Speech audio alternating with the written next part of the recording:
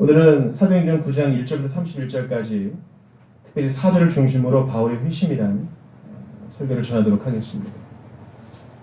회심, 돌이키는 거죠. 심, 마음을 돌이키는 겁니다. 이 회심을 중생, 거듭남이라고 표현하시는 분도 있지만 회심은 다분히 이 체험에 중점을 두고 있어요. 체험과 경험에. 그래서 엄밀히 논리적으로 말하면 주님이 생명을 주신 사람이 믿음을 갖게 되는 거예요. 주님이 택하여 주신 사람이 때가 되어 주님을 영접하게 되는 것입니다. 중요한 것은 주님 손에 달린 것이죠. 근데 그것을 우리가 어떻게 깨닫느냐가 중요해요. 우리가 그것을 인지하는 것이 바로 회심입니다. 바울이 오늘 주님 만나잖아요. 그러니까 주님 편에서는 이미 창세전에 택해 놓으신 거예요. 그러나 바울은 못 느끼고 아직까지 체험하지 못하고 있어요. 그 체험이 발현되는 것이 바로 회심입니다. 그래서 회심 시리즈를 세 가지 할 때 첫 번째 오늘 우리가 볼 것은 9장 4절을 중심으로 봤을 때 하나님의 사람들, 성도와 예수님이 묶여 있다는 거. 중요한 것이고요. 다음 주에는 회심의 체험적이고 성경적인 측면에 대해서 보고, 세 번째는 우리가 많이 간과하고 있는 아나니아에 대해서 좀 보려고 합니다. 오늘 본문에 사울이 1절 보세요. 사울이 주의 제자들에 대하여 여전히 위협과 살기가 등등하여 대제사장에게 가서 공문을 받았습니다. 여러분, 위협과 살기가 등등하다는 것은 왜 그럴까요? 왜 그런 걸까요? 왜 위협과 살기? 위협까지는 살기, 죽이고도 싶은데요. 누구를 죽이고 싶을 만큼 미워한 적이 있나요? 거듭나기 전 사울, 바울은 그리스도인들을 죽이고 싶어 했대요. 왜 그랬을까? 예수님이 여기에 대해 이미 예언을 하셨어요. 오늘 찾아볼 성경이 많아서 이건 제가 읽어드릴게요. 요한복음 16장 2절에 보면은 1절부터 보면 내가 이것을 너희에게 이르면 너희를 실족하지 않게 하려 함이니. 앞으로 이런 일이 있을 것을 주님이 말씀하셔요. 들어보세요. 사람들이 너희를 출교할 뿐 아니라 때가 이르면 무릇 너희를 죽이는 자가 생각하기를 이것이 하나님을 섬기는 일이라 하리라. 위협과 살기가 등등한데 사울의 명분은 뭐예요? 이게 하나님을 위한 길이다 하면서 그리스도인들을 잡아 가두고 죽인다는 것입니다. 우리 몇 주 전에 가말리엘 봤죠? 사도들 그냥 내비둬라. 하나님의 일이면 우리가 하나님을 대적하는 것이 되고, 그러니까 사람의 일이면 지가 알아서 끊어질 거다. 그 가말리엘이 바로 사도 바울의 선생님이에요. 그는 히브리인 중에 히브리인이요. 또 날 때부터 로마 자유도시에서 태어났기 때문에 날 때부터 로마 시민이었습니다. 로마 시민이란 것은 엄청난 권리가 있는 것이에요. 엄청난 권리. 당시 대부분이 종이었기 때문에 로마 시민이 된다는 것은 자유민도 이제 돈 주고 로마 시민이 되고 싶어 했거든요. 엄청난 특권이 있었고 교육도 잘 받았고 히브리 말, 헬라 말 다 할 줄 알았습니다. 이런 사울이 이스라엘의 첫 번째 왕과 이름이 똑같은 베냐민 지파였던 사울이 왜 그리스도인들을 이렇게 미워했을까요? 그가 생각하기를 예수는 실패한 선생이에요. 자기가 메시아라고 거짓 부렁을 쳐놓고서는 사형당했잖아요. 그러니까 우리 민족이 다윗 같은 큰 왕을 기대해야 되는데 기껏 목수의 아들한테 이렇게 목을 맸어야 되겠느냐. 눈이 가려진 거죠. 자기가 생각할 때는 이 어리석은 사람들을 빨리 근절시켜야 이스라엘이 부흥이 오겠다. 위대한 다윗 왕이 올 길을 예비해야지. 이거죠. 이래서는 안 되겠다. 이 목수 따르는 촌놈을 따르는 무리들이 너무 많아. 그래서 하나님을 위한다는 명분으로 이 어리석은 자들을 다 잡아서 가두고 죽이는 거예요. 지금 얘네들은 그리스도인이라 하는 애들은 우리 유대인들의 이스라엘의 전통과 역사를 깡그리 무시하는 애들이야. 바이러스 같은 놈들. 그래서 사울은 진심을 다해 그들을 미워합니다. 예수님은 무릇 너희를 죽이는 자가 생각하기를 이것이 하나님을 섬기는 일이라. 사울이 그랬습니다. 그가 이제 어디로 갑니까? 대제사장에게 공문을 받아가지고 다마스쿠스, 우리 성경에는 다메섹으로 되어 있어요. 여러분께 질문을 합니다. 여러분, 사울은요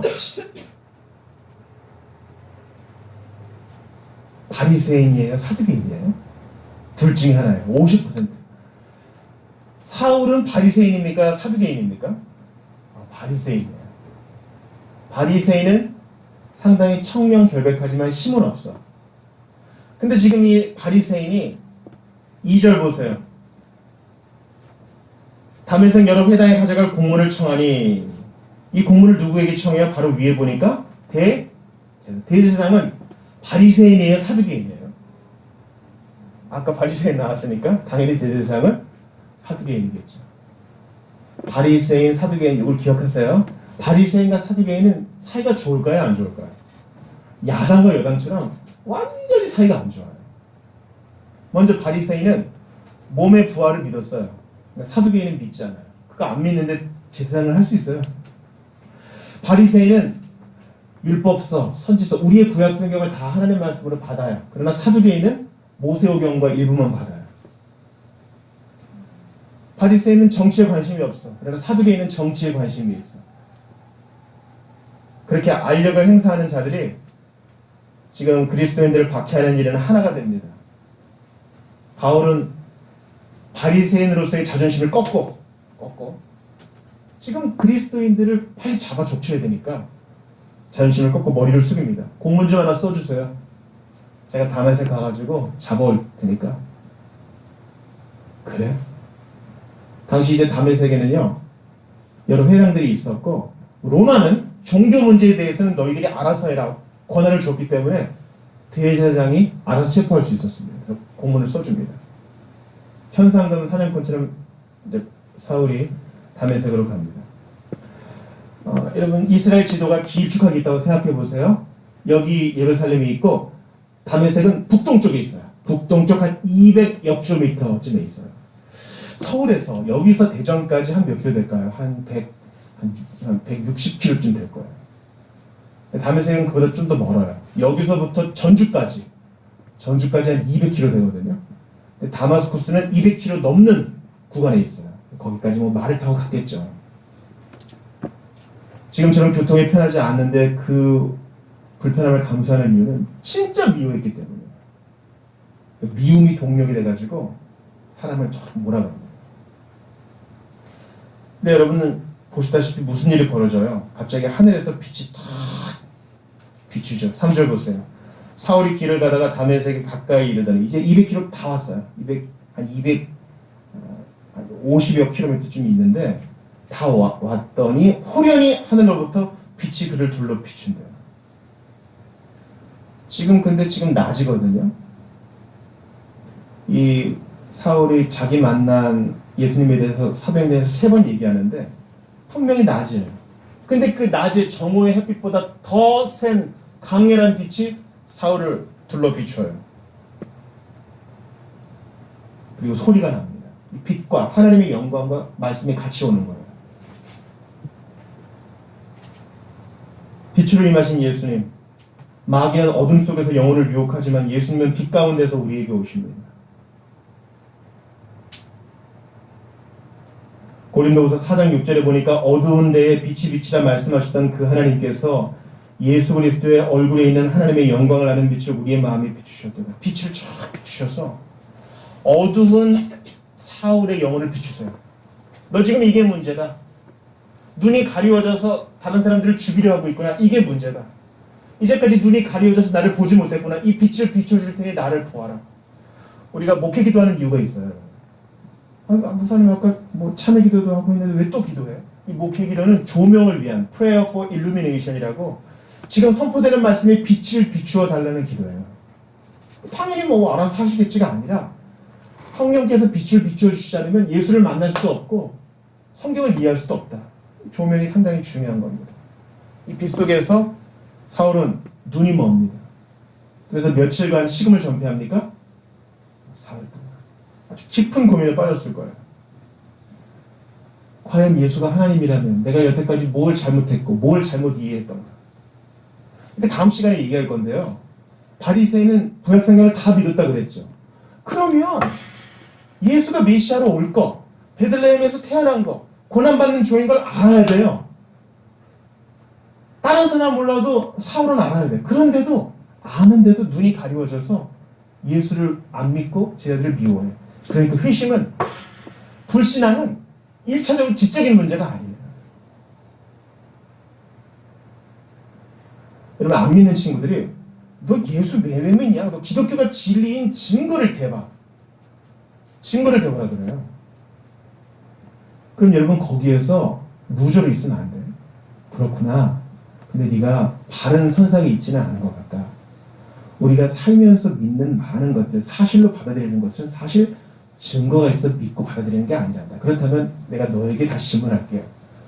기독교가 진짜가 아니라는 증거를 네가 먼저 대보면 그럼 내가 거기에 반복해볼게요. 우리는 같은 선상에 있어야 됩니다. 사울은요, 증거가 없어서 안 믿는 게 아니에요. 구약 성경 박사잖아요. 게다가 가말리엘이 얼마나 엄하게 훈련을 시켰어요. 이제 바울은 손으로 일하는, 당시에 이제 랍비들은요, 가르침의 대가로 돈을 받는 것을 상당히 불명예스럽게 생각해서 대부분 다 천막 만드는 일을 배웠습니다. 가르치는 데서 전문가인데 아무리 배워도 안 믿으려는 의지가 가득하니까 증거가 안 되는 거예요. 그러면 우리가 기도할 때 여러분, 내가 정말 이 사람 예수 믿어야 된다고 생각할 때 저 사람을 잘 설득하게 해주세요. 제가 말을 잘하게 해주세요. 잘 배워서 완전히 그냥 꿀 엎드리게 해주세요. 논쟁에서 이기게 해주세요. 그게 중요한 게 아니야. 그에게 빛을 비춰주세요. 그 사람의 눈에 있는 이 비늘이 벗겨져야 믿을 거 아니에요.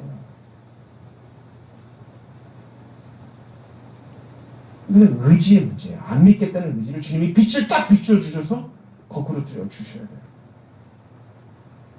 제가 이제 그 이후의 일들은 여러분이 읽어보셨으니까, 사울 후에 주님이 아나니아를 통해서 사울에게 가게 하시고 그에게 안수하고 눈을 뜨게 하고 세례를 주고, 바로 그 시로 이제 바울은 복음 전도자가 됩니다. 사람들이 좀 무서워하죠. 저거 쇼 아니야 저거? 근데 바울의 변화를 사람들이 받아들였고, 이제는 옛날에 사울을 아는 자들이 그를 죽이려 해서 이제 도망가는 일들이 나옵니다. 사울은 전에는 핍박자였지만 이제 핍박을 받는 자가 된 것입니다. 근데 제가 여러분의 좀 시선을 주목하고 싶은 것이 바로 4절이에요. 같이 읽어볼게요. 오늘 본문의 9장 4절 시작. 땅에 엎드러져 들음에 소리가 있어 이르시되 사울아 사울아 네가 어찌하여 나를 박해하느냐 하시거늘. 주보 일면 보세요. 주보 일면 보시면은 지금 빛 속에서 감히 빛을 보지 못하고 아마 말 타다가 넘어졌을 거예요. 빨리 가야 되니까 다그닥다그닥 가다가 넘어져서 소리만 듣는 사울에게 지금 주님 말씀하십니다. 분명히 바울이 알아들을 수 있게끔 아람어로 말씀하셨을 거예요. 왜 나를 펄시키고 왜 나를 핍박하느냐 그러시죠. 여러분 한번 저를 보세요. 제가 예전에도 말씀드렸지만 예수님이 사울에게 나타나신 이유가 있어요. 왜냐하면 사도가 되려면 조건이 뭐예요? 사도의 조건. 사도의 조건은 예수님을 직접 본 사람 이어야 되기 때문에 사울이 사도의 요건을 갖춘 것이죠. 그러니까 이 회심은 우리 모두에게 다 요구되는 게 아니에요. 아, 사울이 이렇게 변화됐으니까 나도 이래야지. 그래서는 안 그래요. 마치 사마리아에 뭐 기적이 일어나고 뭐 안전뱅이가 일어나고 그런 게 오늘날도 일어나야 된다. 예외적인 것을 일반으로 만들면 안 돼요. 중요한 것은 그 하나님이 우리 가운데도 빛을 비춰주셔서 나를 만나주셨다. 이게 중요한 겁니다. 예수님은요, 사울한테 야, 너 왜 내 성도들 괴롭히니? 이렇게 얘기 안 하세요. 야, 너 왜 내 교회를 핍박해? 그렇게도 안 하세요. 사울한테 뭐라고 물어봐요? 사울아 사울아 두 번 물어보시는 거 마치 뭐 예루살렘아 예루살렘아 시몬아 시몬아 두 번 부르시는 것은 강조예요. 아람어 히브리어는 강조가 반복해서 얘기하는 거예요. 진실로 진실로 뭐 이런 것처럼.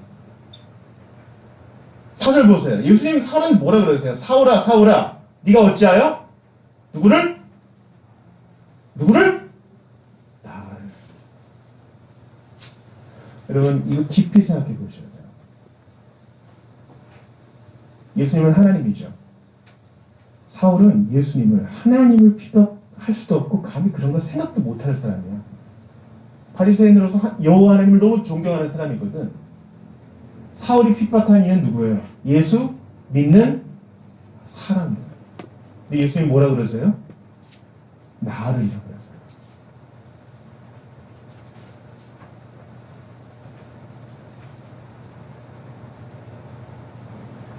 이 용어를 기억하세요. 이것은 그리스도와 신자 혹은 그리스도와 교회의 신비적 연합입니다. 따라해보세요. 연합이에요. 주보 3면 다시 봐요. 이 연합은 물론 어떤 특정한 용어로 성경 전체를 이해하는 키워드로 삼으면 대단히 위험하지만 아주 중요한 키워드 중에 하나예요. 신구약 성경을 이해하는 키워드 대표적인 거 있죠. 하나님 나라, 천국, 임마누엘, 복 여러 가지가 있지만 이 연합은 신구약 성경을 이해하는 중요한 키워드 중에 아주 중요한 것입니다. 자, 요한복음 15장 5절 같이 읽어봐요. 시작. 나는 포도나무요 너희는 가지라. 그가 내 안에 내가 그 안에 거하면 사람 열매를 많이 낸다니 나를 떠나서는 너희가 아무것도 할 수 없습니다. 우리 지난주 암송선교에서 중요한 게 읽는 것을 깨닫느냐 요것만 기억하면 돼요. 오늘 암송선교에서 중요한 것은 나는 포도나무에 너는 가지. 일단 이것만 기억하세요. 나는 누구? 나는 누구? 예수님. 너희는 누구?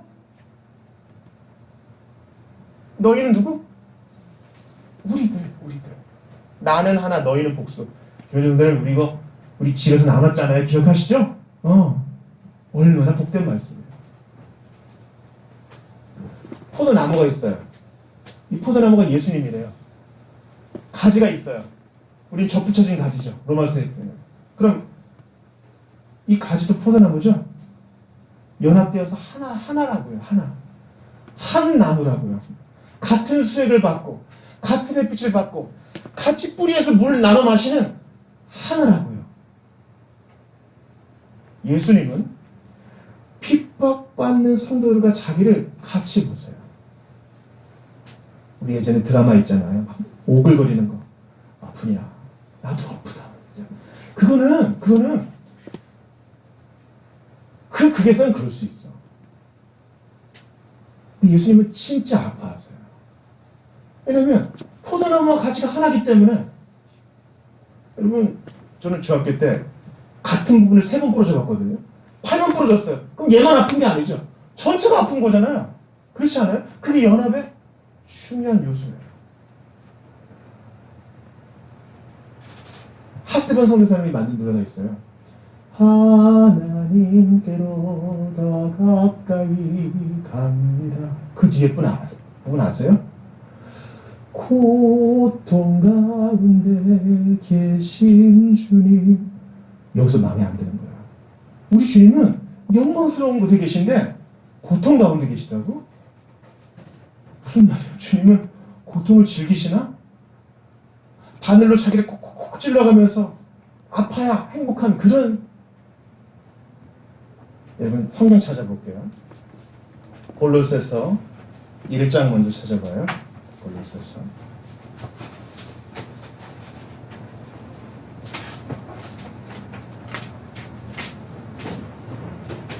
예비를 골. 먼저 골로새서 1장 찾습니다. 1장 8절을 같이 읽어보겠습니다. 골로새서 2번 찾겠습니다. 죄송해요. 1장 18절입니다. 같이 읽어봐요. 시작. 그는 몸인 교회의 머리시라. 그가 근본이시요 죽은 자들 가운데에서 먼저 나신 이시니 이는 친히 만물의 으뜸이 되려 하시니. 첫 번째가 제일 중요해요. 그는 몸인 교회의 머리시라. 그는 누구? 예수는 머리. 몸은 뭐라고요? 교회. 교회는 우리를 말하는 거잖아요. 예수님과 교회는 몸과 머리가 서로 긴밀하게 연결되어 있는 것처럼 하나로 연합되어 있다는 거예요. 그러니까 몸뚱이가 아프면 머리도 아픈 거죠. 이 신비적 연합이 너무 중요한 개념이에요.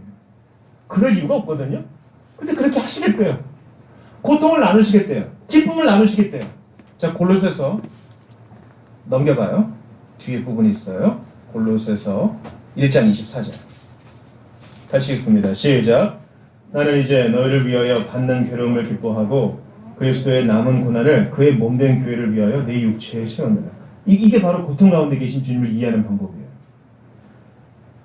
그리스도의 남은 고난? 여러분, 십자가는요 완전히 충족된 거예요. 주님이 예수를 믿는 순간 과거의 죄와 현재의 죄와 미래의 죄를 모두 다 해결하신 거예요. 그래서 예수 믿는 사람들은요, 내가 지금 죄값을 받는 거지, 장난으로도 그런 말 하는 거 아니에요. 죄값은 예수님이 다 받았어요. 벌도 주님이 다 받았어.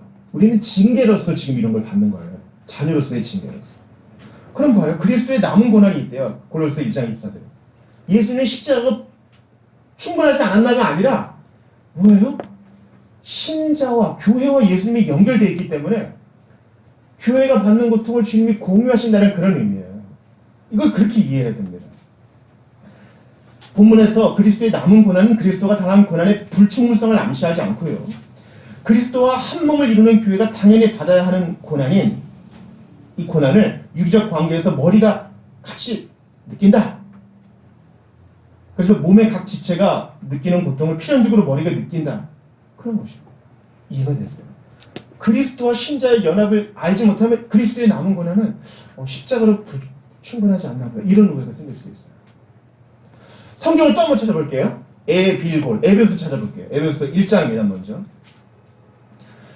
먼저 1장, 에베소 1장 22, 23절 찾아볼게요. 사울아 사울아 너 왜 내 성도들을 핍박하느냐가 아니라 왜 나를 핍박하느냐고 하신 이유. 이게 회심에 있어 너무 중요해요. 내가 행한 모든 죄가 사실은 그리스도를 향하고 있다는 것을 이해할 때 나의 죄의 큼을 깨닫고 주님을 열렬히 받아들일 수 있는 겁니다. 1장 22, 23절을 찾아 읽겠습니다. 두 절이에요. 에베소서 시작. 또 만물을 그의 발 아래에 복종하게 하시고 그를 만물 위에 교회의 머리로 삼으셨느니라. 교회는 그의 몸이니 만물 안에서 만물을 충만케 하시는 이의 충만함입니다. 이거는 한번 수련할 때 잡아야 될 본문이라서 지금은 간단히 넘어가야 돼요. 1장 21절 보세요. 하나님 성부께서 아들을, 그는 예수님이에요. 예수님의 발 아래에 만물을 복종하게 하시고, 다 순종했으니까 예수님을 만물 위에 교회의 머리로 삼으십니다. 계속 반복되죠. 왜 반복해요? 반복은 왜 해? 중요하니까. 교회의 머리는 누구다? 목사도 아니고 교황도 아니고 헌금만 내는 장로와 집사도 아니에요. 4대째 예수 믿은 집안의 아들, 딸이 교회 머리가 아니에요. 교회 머리는 누구다? 예수입니다. 그러므로 머리가 결정하는 대로 몸이 가야 되잖아요. 그러니까 우리는 모든 걸 다 예수님께 물어보고 가면 되는 아주 마음 편한 존재들이야. 다리를 쭉 뻗고 잘 수 있어요. 자, 23절 보세요. 교회는 그의 뭐다? 몸이에요. 이거를 도식으로 머리에 항상 잘 새겨놓으세요. 우리는 각자의 고통을 일단 공유합니다. 우리 같은 몸된 지체니까. 누구는 발가락, 누구는 손가락, 누구는 심장, 누구는 손톱. 근데 머리를 그리스도로 삼고 있는 같은 지체예요. 기억하세요? 교회와 예수님, 신자와 예수님은 어떻게 되어 있다? 연합되어 있다. 유니언 위드 크라이스트예요. 유니언. 에베소서를 한 번 더 찾아보겠습니다. 에베소 5장이에요. 29, 32절. 여기서 너무 놀라지 마세요, 여러분.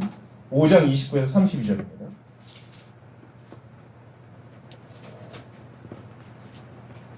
이 결혼식 본문들 많이 쓰이는데요. 바울은 이거 사실 남녀관계, 부부관계만 얘기하는 게 아닌데 이렇게 얘기해요. 자, 29에서 30절 같이 읽어봐요. 시작. 누구든지 언제나 자기 육체를 미워하지 않고 오직 양육하여 보호하기를 그리스도께서 교회에게 함과 같이 하나니 우리는 그 몸의 지체입니다. 그러므로 사람이 부모를 떠나 그의 아내와 합하여 그들이 한 육체가 될지니 이 비밀이 크도다. 나는 그리스도와 교회에 대하여 말한다. 남자가 부모를 떠나 그 신부와 연합하기 위하여 그 집을 떠나는 것처럼 예수님도 신부된 교회, 우리와 합하기 위하여, 신자들과 합하기 위하여 하늘 영광 버리고 이 땅에 오신 거예요. 결혼식 하시러. 우리와 한 몸 되시러.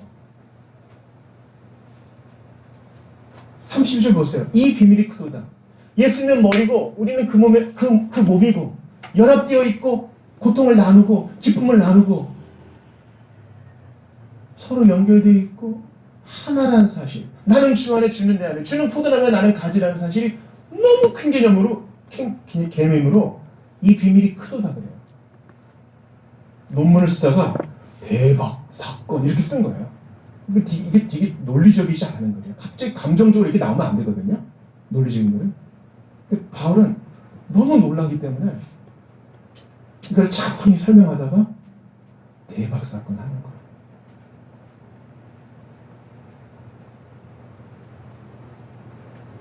나는 그리스도와 교회에 대한 거야.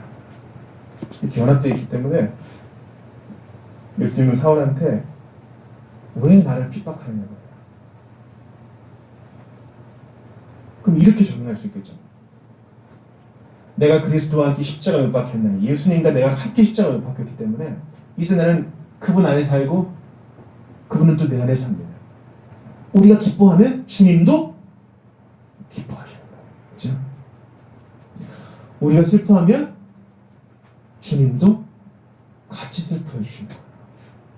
여러분, 인생은 실존적으로 외롭다 그랬죠? 인생은 외로운 거예요. 나랑 가장 가까운 사람도 이것을 공유할 수는 없어. 그렇기 때문에 반드시 하나님이 계셔야만 되고 주님을 만나야만 돼요. 그럼 어떻게 이걸 해결할 거예요? 근데 우리와 같이 울어주고 공감해주는 분이 있어요. 시간당 10만 원씩 내고 상담해주는 사람은요, 그 시간 끝나면은 끝이에요. 계속 있을 수 없어.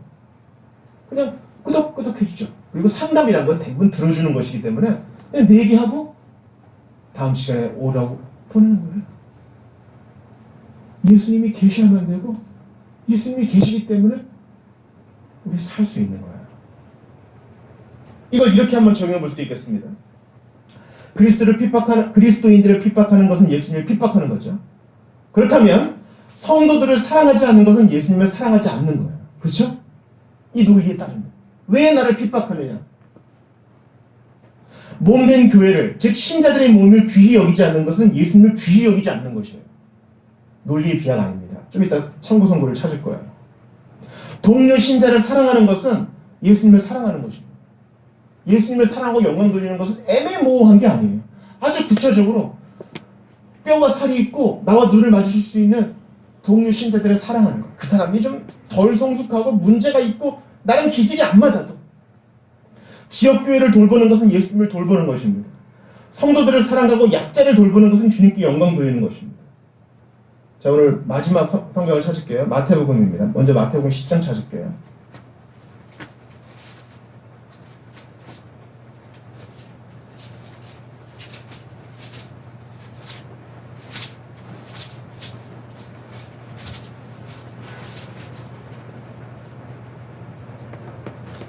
마태복음 10장 40절입니다. 그리스도와 신자의 연합을 생각하며 같이 읽을게요. 시작.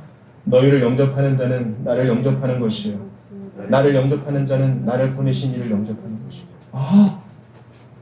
신자, 동료 신자를, 약자를 영접하는 것은 예수님을 영접하는 것일 뿐 아니라 성부를 영접하는 거라는 거예요. 보통 일이 아니죠. 그냥 얼음 냉수 한 잔 주고, 저도 어제 한번 해봤는데 택배기사님한테 얼음을 한 잔 드리는 거 어려운 일 아니잖아. 나는 잊고 있었지만 주님은 그거 사실 나한테 해준 거야. 그때 고마웠어 하고 상을 예비해 준다는 거예요. 마태복음 조금 더 찾아볼게요. 25장입니다. 31절부터 46절 찾아보겠습니다. 마지막 날에 대해서 주님이 말씀하세요.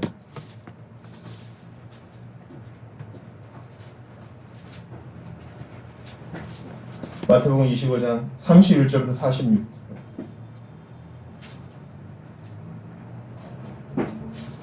또박또박 읽어보겠습니다. 시작. 인자가 자기 영광으로 모든 천사와 함께 올 때에 자기 영광의 보좌에 앉으려니 모든 민족을 그 앞에 모으고 각각 구분하기를 목자가 양과 염소를 구분하는 것 같이 하여 양은 그 오른편에 염소는 왼편에 두리라. 그때 임금이 그 오른편에 있는 자들에게 이르시되 내 아버지께 복받을 자들이여 나와 창세로부터 너희를 위하여 예비된 나라를 상속받으라. 내가 줄일 때에 너희가 먹을 것을 주었고 목마를 때 마시게 하였고 나그네 되었을 때 명접하였고 헐벗을 때 옷을 입혔고 병들었을 때 돌보았고 옥에 갇혔을 때 와서 보았느니라. 이에 의인들이 대답하여 이르되 주여 우리가 어느 때 주께서 줄이신 것을 보고 음식을 대접하였으며 목마르신 것을 보고 마시게 하였나이까? 어느 때에 나그네 되신 것을 보고 영접하였으며 헐벗은 걸 보고 옷 입혔나이까? 어느 때에 병드신 것이나 옥에 갇히신 것을 보고 가서 배웠나이까? 하리니 임금이 대답하여 이르시되 내가 진실로 너희에게 이르노니 너희가 여기 내 형제 중에 지극히 작은 자 하나에게 한 것이 곧 내게 한 것이니라 하시고, 왼편에 있는 자에게는 지극히 작은 형제에게 그렇게 안 한 게 예수님께 안 한 것이라고 정죄하십니다. 여러분, 분명합니다. 이것보다 더 분명한 게 어디 있어요? 우리 안에 있는 이 모임은 우주적인 모임이에요. 내 옆에 있는 사람은 우주적인 사람이에요. 그 사람 속에서 예수님을 보는 것입니다. 예수님이 형제와 자매를 돌보는 것이 바로 내게 한 것이다 하셔요. 그를 핍박한 것은 나를 핍박한 것이요, 그를 존귀히 여긴 것은 나를 존귀히 여긴 것이라 하세요.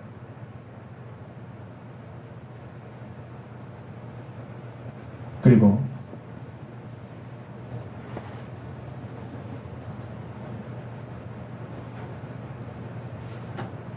이런 형제와 자매들을 죽이려고, 이건 마치 예수님을 죽이려고 하는 거죠. 하여튼 사울에게도 하나님의 은혜가 임하여 변화되었습니다. 주님은 제한받지 않으십니다. 방해받지 않으셔요. 네가 나를 아무리 해치려 한들 나는 너를 변화시키고야 말겠다. 그런 걸 까불면 안 됩니다. 크신 하나님 앞에 덤비지 말아야 합니다. 아무리 큰 죄인이라도, 제 아무리 험악한 죄라도 하나님의 긍휼이 덮습니다. 하나님의 주권적 은혜가 사울을 둘러 덮은 것처럼 나 항상 주님을 배반하고 형제와 자매를 미워했던 나에게 주님이 찾아오시는 거예요. 회심의 기본적인 요소는 이것입니다. 생각해보니까 나는 예수를 싫어했고 예수 믿는 사람들을 싫어해서 그분을 욕되게 하였지만 주님은 이렇게 자격 없고 죄투성이인 나에게 찾아오셔서 빛으로 오셔서 내 눈을 뜨게 해주셨다는 것입니다. 기억하세요, 여러분? 우리가 얼마나 무관심했어요. 얼마나 관심 없었습니까? 우리 소위 사람들이 웃자고 하는 얘기 중에 나만 아니면 돼, 이런 자세로 몸된 교회를 대하고 형제와 자매를 대했던 나에게 주님은 굴복하지 않는 은혜로, 주권적인 은혜로 찾아오셔서 우리를 무릎 꿇게 하시고 우리의 눈을 뜨게 해주셨습니다. 그게 바로 바울이 만난 하나님이 내 하나님이란 증거예요. 자격 없는 자에게 빛으로 오셔서 눈을 뜨게 하시고 과분한 은혜를 주사 이제는 빚진 마음으로 형제와 자매를 섬기게 하시는 것입니다. 이게 바로 회심의 근본 요소 중 하나입니다. 여러분, 눈을 감아보시겠어요? 오늘 설교가 좀 길었지만 이거 하나만 기억하세요. 예수님과 신자는 연합되어 있다. 예수님은 머리시요, 우리는 몸입니다. 우리는 머리가 하자는 대로 하면 돼요. 근데 머리가 하는 말 듣기 싫어했거든요. 이게 죄의 본질이에요. 그런데도 주님은 나를 만나주시고 포기하지 않으셔. 나는 이 가지에서, 이 나무에서 수액 받기 싫어, 포도나무에서 이탈하고 싶어하는 가지였으나 주님은 붙어있어라 하십니다. 나 같은 자에게 은혜를 베풀어 주시사 작은 자에게 행한 것을 내게 행한 것이니라 오히려 상을 주시는 주님 앞에 오늘 주신 말씀 붙들고 좀 같이 기도하기를 원합니다. 자격 없는 나를 찾아오시는 주님, 나 같은 자를 구원하셔서 당신과 연합하게 해주셔서 운명 공동체를 삼아주신 주님, 너의 아픔은 나의 아픔이고 너의 기쁨은 나의 기쁨이다 말씀하셔서 우리가 고통받을 때 함께 아파하시고 우리가 기뻐할 때 함께 기쁨을 공유하시는 주 예수님의 겸손 앞에, 주여 나도 주님 앞에 다시 한번 내 마음 드리며 살기 원합니다. 주신 말씀 붙들고 나를 찾아오신 주님 앞에 같이 기도하겠습니다.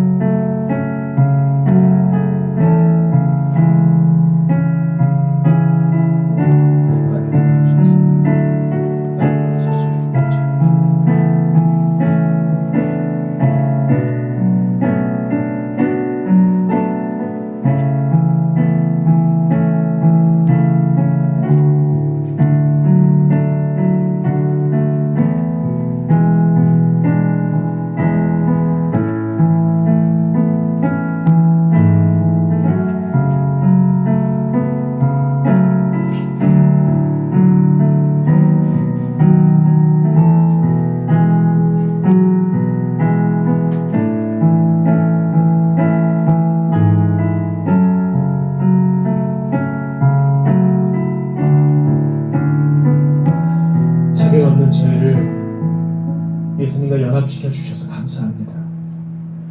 예수님, 저희에게 빚진 것 없으시지만 기꺼이 겸손히 몸을 낮추시어 저희의 머리가 되어주셨고 저희의 고통과 기쁨을 공유해 주시니 감사합니다.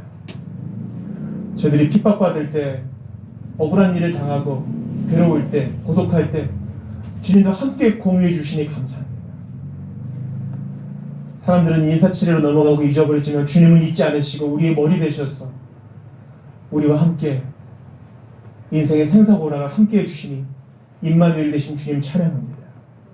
이제 주님께 연합된 자로서 같은 지체를 섬기고 연약한 자를 섬겨 하나님 원하시는 그 일들을 잘 이루어나가게 하여 주옵소서. 저희는 금방 잊어버리지만 주님은 가장 작은 자에게 한 것을 상으로 다시 돌려주시니 주여, 나같이 배반한 자도 사울에게 임했던 그 빛으로 만나주셔서 변화된 인생 살게 하시고 예수님을 머리로 모시고 주님이 결정하시는 대로 인도하시는 대로 살아가는 이 편안함을 주시니 감사합니다.